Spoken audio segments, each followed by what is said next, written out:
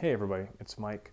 I am prepping for a frozen shoulder class this coming weekend, and I thought I would just do a short video to encapsulate the major points, and hopefully this is a little bit useful or entertaining for you. Frozen shoulder has always fascinated me. You know, it was identified in the early 20th century, and initially it was described as hard to diagnose and hard to treat.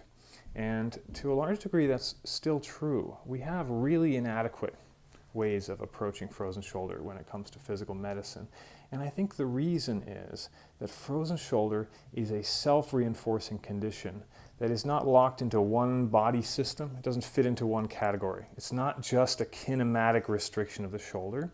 It's not just an inflammatory condition, and it's not just a pain guarding situation. It's all those things reinforcing each other. And if we want to be helpful, or at least not harmful, we have to be able to think across systems. So what are you dealing with here? You're dealing with 3 to 5% of the population at some point in their lives having frozen shoulder. This means it's actually common. 1 out of 20 or 30 patients you have will get this at some point in their lives.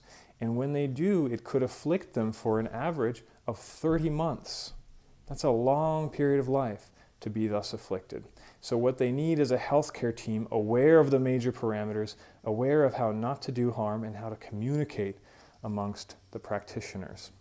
First thing we need to understand is that there is an interaction between different systems in the body. What systems? Well, here are some major points. First of all, we have neuro inflammation. So we have the capsule is innervated by 3 major nerves: the lateral pectoral nerve, suprascapular nerve, and my favorite, the axillary nerve at the bottom of the shoulder. These nerves get irritated in frozen shoulder, and they can drive inflammation in the glenohumeral capsule. At least that's one major theory. Another thing that's really key for frozen shoulder is synovitis. If you look on the inside of a shoulder capsule with someone with frozen shoulder, you'll see that the synovium is proliferative, it's irritated, and there's an immune process happening inside the shoulder. What is driving that immune behavior is not fully known, but we know that for frozen shoulder to stop its initial phase of pain and really exquisite restriction, we need to get that immune response calmed down.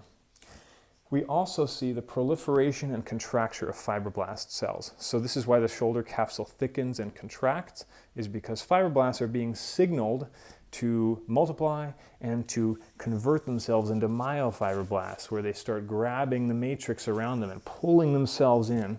And this produces a capsule which gets less overall volume, and the glenoid fossa sucks the humeral head in, such that the humeral head lacks its normal kinematic range.